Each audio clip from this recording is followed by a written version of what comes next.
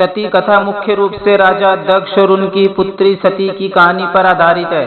सती दक्ष की पुत्री और भगवान शिव की पत्नी थी।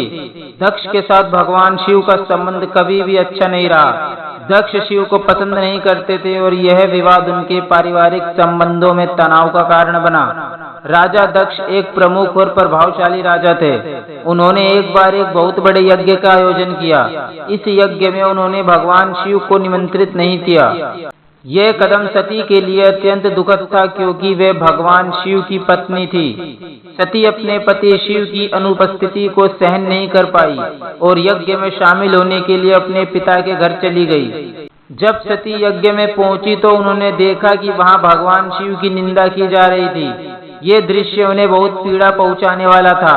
राजा दक्ष ने सती का स्वागत नहीं किया और उनकी उपस्थिति को नकारते हुए शिव को अपमानित किया। ये अपमान सती के लिए सहन करना अत्यंत कठिन था। सती की आत्मदाह सती ने इस अपमान और दुख को सहन नहीं किया और उन्होंने अपने शरीर को त्यागने का निर्णय लिया। उन्होंने यज्ञ की अग्नि में आत्मदाह कर लिया। सती की इस आत्महत्या ने शिव को गहरा झटका दिया। शिव की गहरी वेदना और दुख को देखकर सती की मृत्यु का असर ब्रह्मांड पर पड़ा। शिव की प्रतिक्रिया सती की मृत्यु के बाद भगवान शिव ने अज्ञात गुस्से में अपना तांडव किया। उन्होंने सती के शव को लेकर आकाश में भ्रमण किया। उनकी इस स्थिति से देवताओं को भयभीत हो गए। उन्हें सती को पुनर्जीवित करने के लिए अपील की और भगवान विष्णु ने सती के शरीर को 51 टुकड़ों में काट दिया, जो विभिन्न स्थानों पर गिरे। ये स्थान विभिन्न शक्ति पीठों के रूप में पूजा जाते हैं।